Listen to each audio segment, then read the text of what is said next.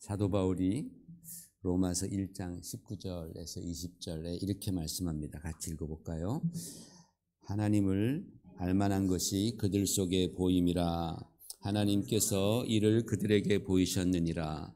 창세로부터 그의 보이지 아니하는 것들 곧 그의 영원하신 능력과 신성이 그가 만드신 만물에 분명히 보여 알려졌나니 그러므로 그들이 핑계하지 못할지니라 라고 말씀했습니다. 이게 무슨 말씀입니까? 이 만물 가운데에 하나님의 창조물이잖아요. 그 하나님의 창조물인 만물 가운데에 하나님의 손길, 하나님의 그 호흡이 다 담겨 있어서 이 만물만 잘 들여다보면 창조주 하나님에 관해서 깨달을 수 있다. 하나님이 계시구나라는 것을 알 수 있다라는 그런 말씀입니다. 그런데 그렇게 깨닫는 깨달음은 온전한 깨달음이 될 수가 없습니다. 하나님이 계시다는 것을 알 수 있습니다. 그분이 얼마나 위대하시다라는 것을 알 수 있습니다. 그분은 참 좋으신 분이시다라는 것도 알 수 있고, 그러나 때로는 그분은 두려워해야 할 분이다라는 것도 알게 되지만 그 이상 더 깊이 나갈 수가 없습니다. 이것을 우리는 자연으로부터 얻는 계시, 자연 계시 또는 일반 계시라고 그렇게 말을 합니다. 자연 계시는 한계가 있습니다. 자연을 통해서 하나님이 계신 것 같은데 이분이 누구신지 정확하게 모릅니다. 하나님이 분명히 계신 것 같은데 그분의 뜻도 잘 모릅니다. 왜 내가 창조되었는지, 내 인생의 의미가 무엇인지 자연 계시만 가지고는 우리는 알 수 없습니다. 왜냐하면 하나님을 어렴풋하게 알기 때문에 그렇습니다. 그래서 하나님께서는 자기 자신을 직접 계시하는 거예요. 그게 곧 하나님의 말씀이죠. 구약에서는 선지자들을 통해서 하나님을 계시하셨습니다. 그리고 마침내 하나님의 아들이 이 땅에 오셔서 하나님이 누구신지를 직접 보여주셨습니다. 그래서 그것을 우리는 특별 계시라고 그렇게 말을 합니다. 그래서 기독교를 계시의 종교라고 말을 하죠. 우리 하나님은 높은 하늘에 숨어 계시면서 우리 인간들을 헷갈리게 만드시는 분이 아니라 우리에게 분명한 말씀을 주시고 심지어는 막 이 땅에 당신 자신이 오시기까지 하셔서 하나님 자신을 확실하고 분명하게 나타내 주셨습니다. 왜 그랬을까요? 우리가 하나님을 바로 알고 우리가 하나님과 정말 확실하고 분명한 관계를 맺기를 원하셨기 때문에 그렇습니다. 제가 언젠가 대학 동창과 대화를 나눈 적이 있는데 그 친구는 생각도 많고 책도 많이 읽은 친구입니다. 고생도 많이 했습니다. 그래서 때로는 한때는 불교에도 심취했었고 또 교회도 다니기도 했었습니다. 그런데 성경에 나타난 하나님을 그는 믿지 않았습니다. 그럼에도 불구하고 자기 자신은 신을 안다라고 생각했습니다. 물론 자기가 생각하고 있는 신은 굉장히 모호했었죠. 그렇지만 그는 때가 되면 그 모호한 신께 정말 익명의 신이죠. 혹시라도 계실 수 있는 그 신께 그는 감사하고 또 그럴 때 그분이 자기와 함께 한다라고 말했습니다. 그는 하나님을 자기는 알지만 그러나 또 모른다 라고 그렇게 얘기를 했습니다.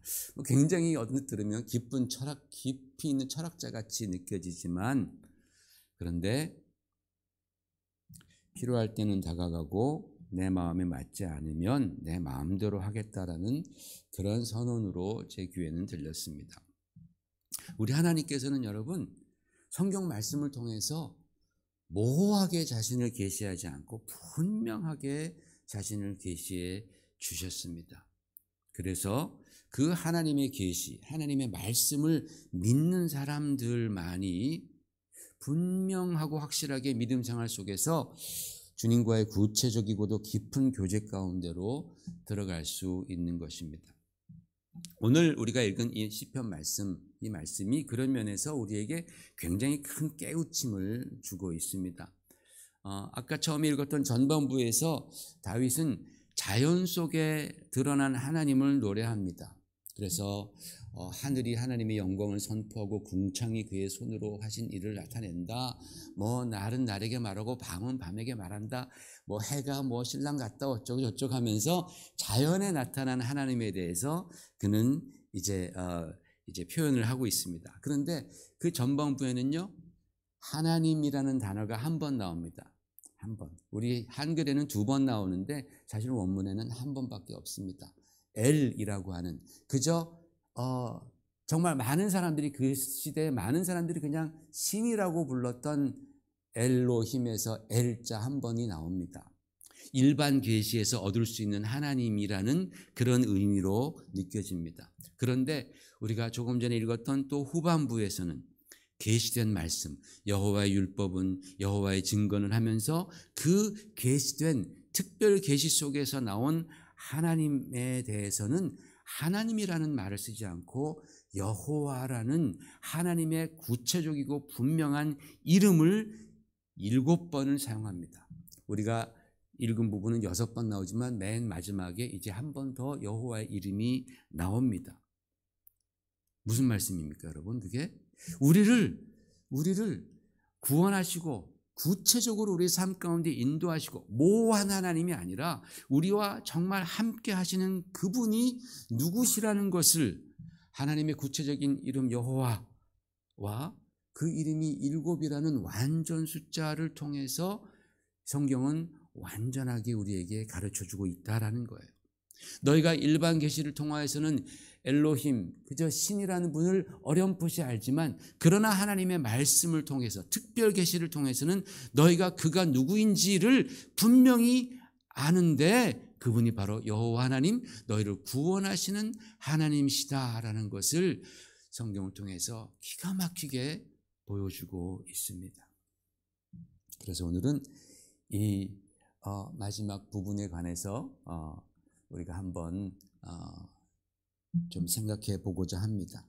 첫 번째로, 여호와의 율법은 완전하여 영혼을 소성시키시며. 여기서 율법은 히브리어로 토라입니다. 토라는 원래 가르침, instruction이라는 그런 뜻입니다. 좁은 의미로 토라 하면은 모세오경, 창세기, 출애굽기, 레위기, 민수기, 레위, 신명기, 민수기, 레위기로 또 가면 안 되죠. 민수기, 신명기 5책이 좁은 의미에서의 토라이지만은 넓은 의미의 토라, 인스트럭션, 가르침은 구약 전체, 성경 전체를 말을 합니다. 자, 여러분, 토라, 인스트럭션, 가르침이라고 했는데 이 토라를 통해서 하나님은 우리에게 뭐를 가르치기를 원하시느냐? 이 성경을 통해서 하나님은 도대체 나에게 뭘 가르치기를 원하시느냐? 첫 번째로는 하나님 자신에 대해서 가르쳐 주십니다. 당연하죠. 하나님을 계시하는 책이기 때문에. 그래서 우리는 성경을 통해서 하나님이 누구신지, 하나님이 어떤 분이신지, 나와 무슨 관계가 있는 분이신지, 하나님의 능력이 얼마나 대단하신지, 하나님의 마음은 어떠신지에 관해서 우리는 이 토라를 통해서 배우는 거예요. 두 번째로, 이 토라는 인간에 대해서 가르칩니다. 사람이 어떤 존재인지, 어디서 왔는지, 그들의 문제가 지금 뭔지, 그리고 어디로 가는지, 어떻게 해야지 복받는 삶을 사는지, 이와 같은 것들을 가르침으로 말미암아서 내가 어떤 존재인지를 알게 해주는 거예요. 하나님의 율법은, 토라는, 성경 말씀은 내가 어떠한 존재인지 가르쳐줍니다. 그런데 그 하나님의 율법, 토라는 완전하다라고 말했습니다. 완전하다. 다른 곳에서는 이 토라를 제어하고 하나님 말씀을 제어하고 다른 곳에서는 하나님과 인간에 대해서 확실하게 배울 수 없다라는 그런 뜻입니다. 혹 있다 하여도 불완전한 겁니다. 매우 부족한 겁니다. 그래서 다른 가르침들은 하나님에 대해서, 인간에 대해서 언제나 최종 결론을 내려주지 못합니다. 말을 막 하다가 결론에 가면은 흐릿해지는 거예요. 모르는 거예요. 몰라서 그러는 거예요. 그러나 성경은 완전하기 때문에 하나님에 대해서, 우리 인간에 대해서 정확하게 가르쳐 줍니다. 그래서 이 말씀을 우리가 사랑하고 배우며 깨닫게 되면은 그 영혼이 소성되는 거예요. 새로워지는 거예요. 이 소성시킨다라는 히브리 단어가 돌아온다라는 그런 단어입니다. 슈브라는 돌아온다. 집 나갔다 돌아오는 거예요. 어리 빠졌다가 돌아오는 거예요. 세상으로 갔다가 하나님의 말씀을 통해서 다시 나에게로 돌아와 참 사람다운 역할을, 하나님 앞에서 참 사람다운 역할을 한다라는 그런 의미입니다. 두 번째로 여호와의 증거는 확실하여 우둔한 자를 지혜롭게 하며 라고 했습니다. 여러분, 증거가 뭡니까? 증거. 여호와의 증거라 그랬어요. 그죠? 증거는 팩트입니다. 그죠? 팩트가 아니면 증거를 삼을 수가 없습니다. 사실이 아닌 것은 증거로 삼을 수가 없습니다. 여호와의 증거라고 말합니다. 하나님의 말씀들이 얼마나 많습니까? 그러나 그 중에 이미 성취되었거나 또 경험되어진 그런 하나님의 약속들과 예언들이 있지 않습니까? 그게 바로 증거라는 거예요. 팩트라는 거예요. 이 증거를 통해서 나머지 하나님의 말씀이 믿을 만한 것이다 라고 성경은 말하고 있습니다. 증거가 확실하다 그랬잖아요. 이 확실하다에서의 히브리 단어는 아멘입니다. 아멘. 우리가 아멘할 때 그 의미가 확실합니다. 진짜 그렇습니다. 진리입니다. 믿습니다. 그런 뜻입니다. 여러분, 시편 다른 곳에서 이런 말씀이 있습니다. 어리석은 자는 그 마음에 이르기를 하나님이 없다 하도다 라고 말합니다. 어리석은 자들은 그 마음에 이르기를 하나님이 없다 하도다. 왜 그럴까요? 왜 그들이 하나님이 없다 그럴까요? 왜냐하면 그 사람들이 성경의 증거, 여호와의 증거를 그들이 받지 않아서 그런 겁니다. 증거가 분명히 있는데 그 증거를 그들은 억셉트하지 않는 거예요. 받지 않는 거예요. 성경의 증거를 받지 않아서 저들은 하나님 없는 삶을 살아가면서 인생을 허비하고 있는 거예요. 성경은 그런 자들을 우둔하고 어리석은 자다라고 그렇게 규정합니다.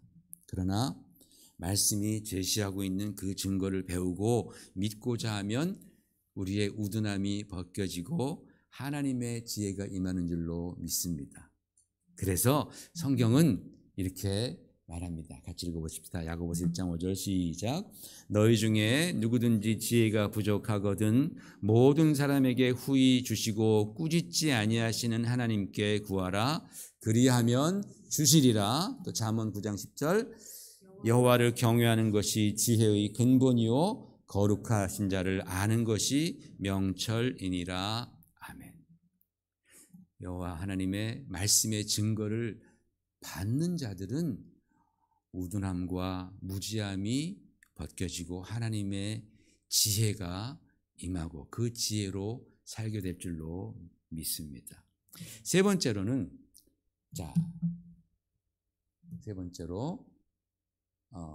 8절 같이 읽어볼까요? 시작. 여호와의 교훈은 정직하여 마음을 기쁘게 하고. 여호와의 교훈은 정직하다. 그래서 우리의 마음을 기쁘게 한다. 사도 바울은 디모데에게 성경에 대해서 이렇게 정의합니다. 같이 읽어보십시다. 시작. 모든 성경은 하나님의 감동으로 된 것으로 교훈과 책망과 바르게 함과 의로 교육하기에 유익하니 이는 하나님의 사람으로 온전하게 하며 모든 선한 일을 행할 능력을 갖추게 하려 함이라 그랬습니다. 모든 성경은 하나님의 감동으로 된 것인데 제일 먼저 나온 게 바로 교훈하는 겁니다. 우리를 교훈하는 것. 하나님의 말씀을 사랑하고 배우는 사람들은 오늘 이 말씀을 보니까 마음이 기뻐진다는 거예요. 네? 여러분 그렇습니까? 하나님의 교훈을 우리가 받을 때마다 마음이 기뻐지는 거예요. 왜냐하면 그 하나님의 말씀에서 우리는 많은 교훈들을 배우게 되는데 그 교훈들이 하나도 거짓이 없고 우리 인생에 너무나 중요하고 필요한 교훈들을 우리가 배우기 때문에 그런 거예요. 여러분, 우리가 인생의 팁을 배울 때 얼마나 마음이 기쁩니까? 요리하다가도 야, 그 요리 그거 나는 왜 이렇게 김치가 맛이 없을까 그럴 때 야, 거기에 이걸 한번 넣어봐. 내가 요즘에 그 매실액을 넣었더니 참 맛있어지더라. 뭐 팁을 만약에 하나 줬다고. 야, 그 교훈을 얻었을 때 얼마나 흡족해집니까? 그런데 하나님의 말씀은 그게 다 우리에게 교훈인데 너무나 중요하다라는 거예요. 너무나 필요한 거다라는 거예요. 우리 인생에 우리가 만나는 그런 얼마나 많은 각기 다른 그러한 그 상황들이 있습니까? 그때마다 하나님의 말씀은 우리에게 교훈을 하셔서 그 여러 가지 상황을 우리가 지혜롭게 극복하고 이겨낼 수 있도록 만들어 주시니 그 하나님의 교훈을 많이 받은 자들은 마음이 기쁜 겁니다. 흡족한 겁니다. 여러분, 세상에 쓰잘데없는 교훈들이 얼마나 많습니까? 검증 안 된 교훈들, 거짓되고 출처가 불분명한 교훈들 많지만 우리는 막 그런 거에 얼마나 귀를 기울입니까? 눈이 아프도록 보지 않습니까? 성경도 좀 눈이 아프도록 봤으면 얼마나 좋을까? 그래서 정말 우리의 삶에 진짜 필요한 그 정말 생명의 교훈들, 능력의 교훈들을 우리가 받으면 우리가 얼마나 좋을까? 여러분, 우리는 지속적으로 주님의 말씀을 통해서 하나님의 교훈을 받아야 합니다. 그러면 세상이 우리에게 줄 수 없는 그런 놀라운 기쁨이 우리에게 임하게 되는 거예요. 진짜 하나님의 말씀엔 그런 능력이 있어서 와, 내가 하나님 말씀에 조금 더 내가 창념했더니 내가 그동안 기대하지 못했던 그러한 기쁨들이 마음에 쌓여가는 거예요. 그 마음에 쌓여가는 하나님의 기쁨이 저 여러분에게는 내공입니다. 인생의 내공. 우리 인생을 행복하게 해주는 바로 능력이 되는 줄로 믿습니다. 네 번째로는 자, 같이 읽어보십시다. 시작. 여호와의 계명은 순결하여 눈을 밝게 하는도다. 여기서 계명은 여러분 혹시 들어보셨는지 모르겠지만 미츠바입니다. 미츠바. 유대인들이 왜 11살 남자아이가 11살 되면 발 미츠바라는 거, 계명의 아들이라는 그런 그런 행사를 하지 않습니까? 미츠바. 명령하다라는 히브리 단어에서 온 단어입니다. 그래서 계명이라고 해석했습니다. 그런데 유대인들은 이 미츠바를 주로 선행을 하라는 그런 주의 계명으로 해석을 합니다. 선행을 하라. 그죠? 예수님 하나님의 말씀 중에서 선행에 관한 계명이 많잖아요. 예를 들어서 형제를 사랑하라, 이웃을 사랑하라, 외국인들을 너희가 잘 대해줘라, 너희 안에 있는 이방인들을, 가난한 사람을 도와주고 고아와 과부를 멸시하지 말라, 뭐 이러한 그런 계명들, 선한 계명들 있잖아요. 그걸 미츠바라고 합니다. 이렇듯 여러분, 우리가 살아가면서 행해야 하는 선한 일들에 관한 명령이 미츠바들이 성경에는 많습니다. 이 계명이 하나님 보시기에는 순결하다, 퓨어하다라고 말씀하는 겁니다. 여러분, 선행은 우리 주 예수께서도 제자들에게 또 우리들에게 요구하신 덕목입니다. 같이 읽어보십시다. 마태복음 시작. 이같이 너희 빛이 사람 앞에 비치게 하여 그들로 너희 착한 행실을 보고 하늘에 계신 너희 아버지께 영광을 돌리게 하라. 한 번 더 읽겠습니다. 시작. 이같이 너희 빛이 사람 앞에 비치게 하여 너희로 착한 행실을 보고 하늘에 계신 너희 아버지께 영광을 돌리게 하라 그랬습니다. 여러분, 우리가 선행에 대한 계명, 이 미츠바를 지키게 되면 두 가지 역사가 일어납니다. 첫 번째로 이기심과 탐욕에 젖어 있던 우리 눈에서, 우리 마음에서 비늘이 떨어집니다. 그래서 주님의 마음으로 세상을 밝히 보게 됩니다. 두 번째로 우리의 선행을 통해서 믿지 않던 사람들의 눈이 밝아져 하나님을 보게 되는 겁니다. 이게 지금 그 말씀입니다. 그렇죠? 우리들의 선행을 통하여서 믿지 않는 사람들의 눈이 밝아지는 거예요. 열리는 거예요. 그래서 하나님 아버지를 보게 되고 그 하나님께 영광을 돌리는 거예요. 그래서 우리 성도들의 선행을 너희의 빛이라고 그렇게 주님은 말씀해 주셨습니다.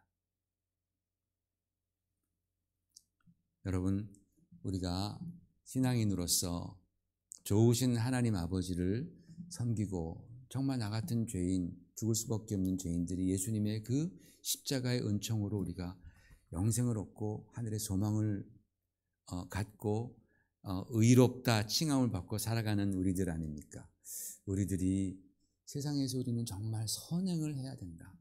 우리의 말과 행동이 언제나 선할 수 있도록 하나님께서는 바로 그것을 보고 계신다라는 겁니다. 그래서 여호와의 계명을 잘 지키면 그것이 하나님 보기에 참 순결해 보이고 그 선행을 행하는 우리들은 그 눈이 밝아진다라는 말씀을 하십니다. 자, 다섯 번째로 여호와를 경외하는 도는 정결하여 영원까지 이른다 했습니다. 경외한다, 두려워한다라는 뜻입니다. 성경에 보면 크게 두 가지로 인간이 두 가지 이유에서 하나님을 두려워합니다. 첫 번째로는 범죄할 때 하나님 두려워합니다. 그렇죠? 아담과 하와가 범죄해서 하나님을 두려워해서 숨었습니다. 이 두려움은 순전히 죄의 결과입니다. 죄의 결과. 그 두려움은 우리 인생에 파멸을 가져다 주는 그런 아주 부정적인 두려움입니다. 두 번째로 우리가 두려움을 가질 때가 언제냐? 하나님을 만날 때입니다.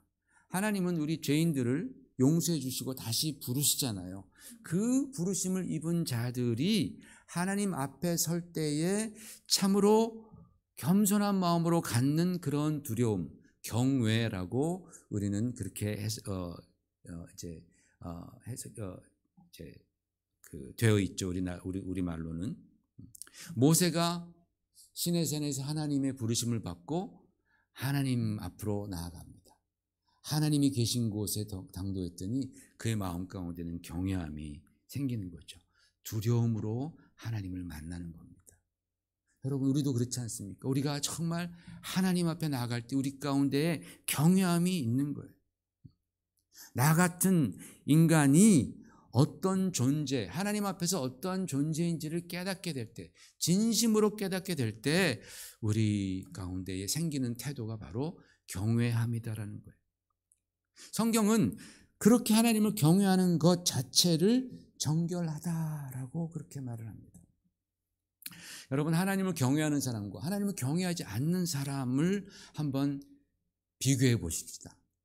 하나님을 믿긴 믿는데 하나님을 경외하는 태도가 있는 사람과 하나님을 경외하지 않는, 하나님을 두려워하지 않는 그러한 성도가 있다면 그들의 삶은 어떻게 비교가 될까요?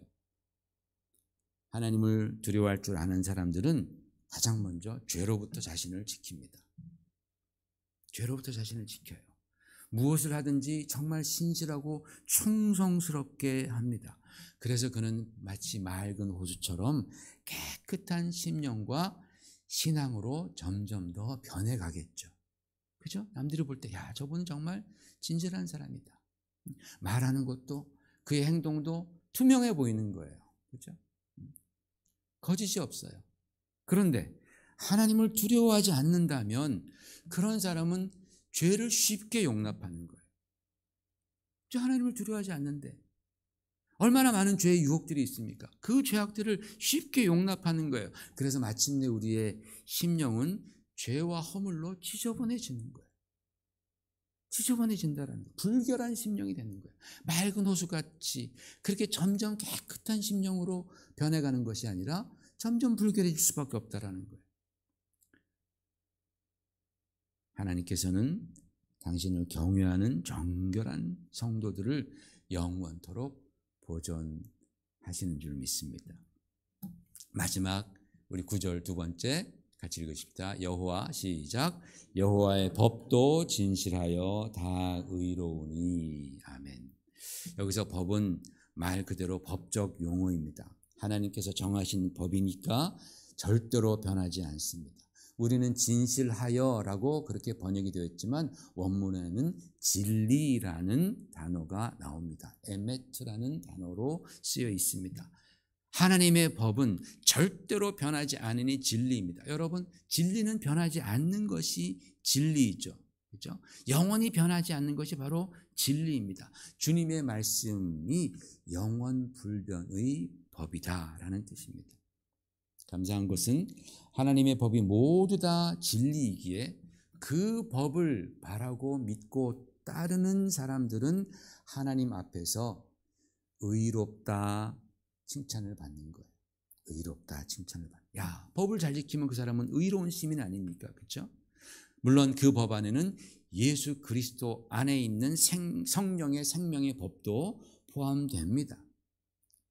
따라서 지금 내가 이 하나님의 진리의 법으로 살아간다면 하나님의 법의 그 영원한 효력 안에서 우리는 영원한 의로움을 입게 되는 것이요.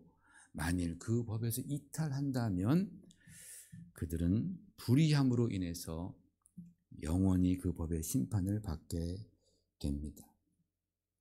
자, 여러분, 제가 간단하게 오늘 6가지에 대해서 말씀을 빨리빨리 드렸습니다. 이와 같이 시편 기자는 하나님의 말씀을 6가지로 표현하는 거예요. 여호와의 율법, 여호와의 증거, 여호와의 교훈, 계명, 여호와를 경외하는 도, 여호와의 법, 이렇게 말을 합니다. 모두가 다 하나님의 말씀을 말하는 겁니다. 그러나 각각의 역할과 그에 따른 유익함과 축복의 차이가 조금씩 있는 것을 우리는 봅니다.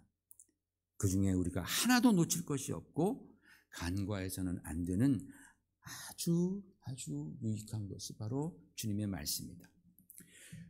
이 말씀을 우리가 보면서 바로 이 대목에서 우리는 이 질문을 안 할 수가 없습니다. 여러분, 하나님께서 이 좋은 하나님의 말씀을 우리에게 주신 이유는 우리로 말미암아 영혼이 소생되고 지혜롭게 되고 우리의 마음이 기뻐지고 우리의 눈이 밝아지고 우리가 영원토록 소망할 수 있고 또 의로워질 수 있기 위함인데, 나는 정말 주님의 말씀을 통하여서 이와 같은 축복을 지금 누리고 있는가? 라는 거예요.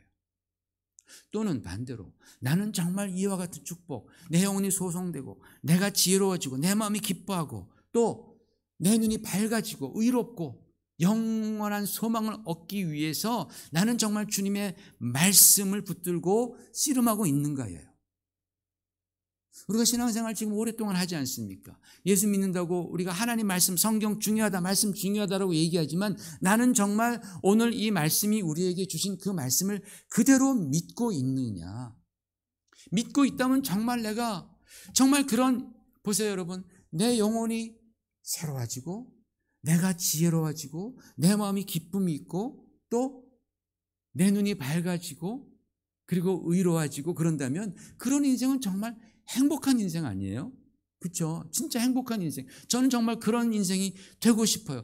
저는 여러분이 하나님의 말씀을 통해서 정말 그와 같은 하나님의 놀라운 축복을 경험하기를 원해요. 이 중에 한 가지라도 내가 정말 경험한다면 얼마나 마음 가운데에 흡족함이 있겠어요. 나는 과연 그런데 정말 주님의 말씀이 이와 같은 능력이 있어서 나에게 이와 같은 유익함을 준다라는 것을 나는 정말 믿고 그 말씀을 붙들고 씨름하고 있느냐? 주님의 말씀을 정말 내가 사랑하느냐? 유대인들은 말씀을 통해서 하나님을 만나기 위해서 얼마나 그들은 노력하는지. 그래서 시편 기자는 그 다음에 10절에 이렇게 말하잖아요. 시작. 금, 곧 많은 금보다 더 사모할 것이며 꿀과 송이꿀보다 더 달도다 라고 그렇게 말을 합니다. 저는 여러분, 올해 저와 여러분이 하나님의 말씀으로 정말 흡족해졌으면 좋겠어요. 하나님의 말씀이 정말 나의 인생을 이렇게 만들어준다라는 것을 내가 분명히 믿고 한번 주님의 말씀과 한번 정말 씨름해 봤으면 좋겠어요. 정말 내 마음이 정직하게 그냥 이렇게 한 번씩 하는 것이 아니라 종교적으로 그렇게 하는 것이 아니라 진짜로 내가 이 하나님의 말씀을 통해서 내가 한번 내 영혼이 한번 새로워지리라. 내 마음에 정말 하나님의 말씀이 주시는 그 기쁨을 내가 경험해 보리라. 내가 좀 더 정말 지혜로워져 보리라. 여러분, 세상에 돈 버는 방법도 많이 있고 세상에서 건강을 유지하는 방법도 많아요. 그거 배워야 됩니다. 그게 중요하지 않다라는 것이 아니에요. 중요합니다. 그런데 교회가 존재하는 이유가 뭡니까? 바로 하나님의 말씀을 우리가 흡족하게 받아먹고 그 말씀의 능력을 경험하기 위해서더라는 겁니다. 그래야지만이 저와 여러분의 신앙과 우리의 인생이 하나님 앞에서 제대로 세워지기 때문에 그래요. 한두 가지 사건으로 내 마음이 붕 뜬 것 같은 그런 게 신앙이 아니라는 거예요.